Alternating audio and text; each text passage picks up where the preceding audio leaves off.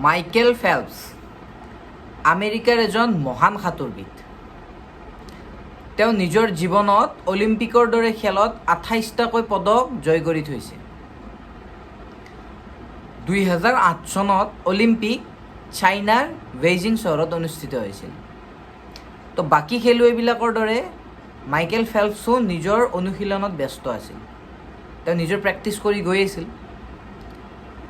এনেকুৱাতে এটা অঘটন ঘটিল যে কি হ'ল, অনুশীলনত ইমানেই ব্যস্ত আছিল যে ব্যস্ততাৰ মাজতে তেওঁৰ সোঁ হাতৰ গাঁঠিটোত এডাল সৰু হাড় ভাঙিল। তেওঁ ততাতৈয়াকৈ ডক্তৰক দেখুৱালে।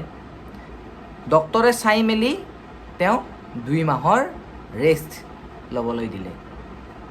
কিন্তু অলিম্পিকৰ কাৰণে সময় আছিল মাত্ৰ 1 মাহ। তেওঁ এতিয়া কেনেকৈ সেই হাতৰ সৰু ভঙা হাড়ডালৰ কাৰণে নিজৰ সপোনবিলাক পাহৰি যায়। তেওঁ সকলো বাধা পাৰ কৰি, সকলো কষ্ট সহ্য কৰিও তেওঁ অলিম্পিকত পাৰ্টিচিপেট কৰিলে। অকল পাৰ্টিচিপেট কৰাই নহয়, আগৰ পুৰণি সকলো ৰেকৰ্ড ভাঙি 8টাকৈ গ'ল্ড মেডেল জিকি 8টাকৈ সোণৰ পদক লাভ কৰি তেওঁ নতুন ৰেকৰ্ডো বনাই পেলালে। ইয়াকে কয় মনোবল। যে তেওঁৰ মনোবল ইমানেই দৃঢ় আছিল যে তেওঁৰ সন্মুখত অহা সেই ভঙা হাড়ডালেও তেওঁক ৰখাব নোৱাৰিলে।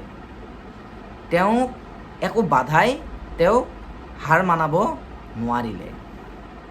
ঠিক একেদৰে আমিও আমাৰ জীৱনত যিবিলাক বাধা আছে, যিবিলাক কষ্ট আছে, সেইবিলাক যদি আমি পাৰ কৰিব পাৰোঁ, আমি সেইবিলাকৰ কথা নাভাবি যদি মনোবল আমাৰ ঠিকে ৰাখি আমি আগুৱাই যাব পাৰোঁ, জীৱনত সফল হ'বই। জীৱনত সফলতা অহাৰ পৰা কোনো ৰখাব নোৱাৰে।